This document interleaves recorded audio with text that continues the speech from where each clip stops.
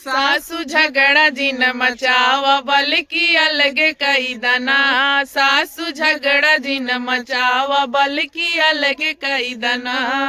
लोट लैला थरिया बल बटुआ लैला ना, लोट लैला थरिया बल बटुआ लैला ना।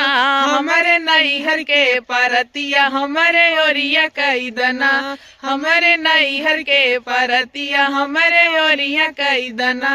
सासू झगड़ा जिन मचावा बल्कि अलग कई दना, सासू झगड़ा जिन मचावा बल्कि अलग कई दना। अरे खटिया लैला मचिया बल खटिया लैला ना, खटिया लैला मचिया बल खटोलवा लैला ना। हमरे नैहर के पलंगिया हमारी ओरिया कई दना, हमरे नैहर के पलंगिया हमरे ओरिया कई दना।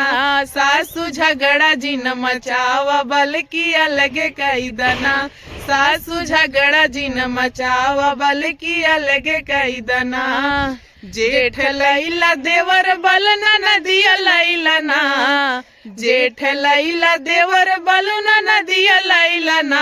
हमरे पापा के दमदवा हमरे ओरिया कई दना, हमरे पापा के दमदवा हमरे ओरिया कई दना। सासू झगड़ा जिन मचावा बल्कि अलग कई दना, सासू झगड़ा जिन मचावा बल्कि अलग कई दना। कई दिन राबू बतार गाड़ो अलगे होई के हमरा हिले बस हमरे नैहर के हमरे पापा के दमदवा हमके दे दे। हमरा हिले कुछ सामानवा चाहिए, दमदवा चाहिए और का दमदवा जो बता ना हमार बेटवा होई। हां तो तोहार बेटवा पहले रहा, अब हमार होई। अच्छा अब नहीं ना, अब ना रही के तोहार बेटवा। देख लो भैया रे गीत कैसा लगा आप सब कमेंट में जरूर बताया। और काफ़ी मेहनत करे थे गीत के ऊपर, गीत बहुत अच्छा गावत हैं।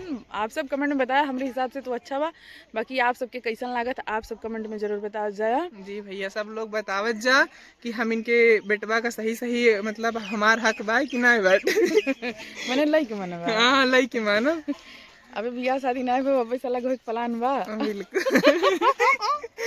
तोहार मम्मी देखिए वीडियो ना मरबो करिए मम्मी कुछ ना दे कहिए कहिए तो जरूर ना। मम्मी के तो औरे खुशी होई कि हाँ हमार दमदवा हमरे हो रही है। अच्छा चला भैया, अरे तब गीत के माध्यम से आप सब अच्छा अच्छा कमेंट करत जाया, बाकी और कुछ कहे कोई तो बोल दे। और सब जने कमेंट करें अच्छा अच्छा हमारे सबके गीत अच्छा लागत हो तो फिर हम और भाभी हमेशा साथे में गीत गाई कि अलग से गाई, आप लोग कमेंट करके बताएं। हाँ बिल्कुल बात सही कहा था, अगर आप सबके हमारे सपोर्ट मिली तो हम तो हमेशा गाऊं। हाँ मिलत हुई मतलब अच्छा लागत हुई रहन और हर एक कड़ी, तो आप सब जो है कमेंट में जरूर बता जाए। फिलहाल अब 2-3 दिन से भैया आई हैं तो उनके साथ वीडियो बनाई काफ़ी हमको अच्छा लगा था। गीत तो हमें डाली था, बाकी सब तो कॉमेडी वीडियो बनावत हैं। तो भैया के जौन टैलेंट बा हम अपने वीडियो के माध्यम से आप सबके दिखावत है। आप सब जौन है प्यार आशीर्वाद दी हैं, सपोर्ट करी हैं।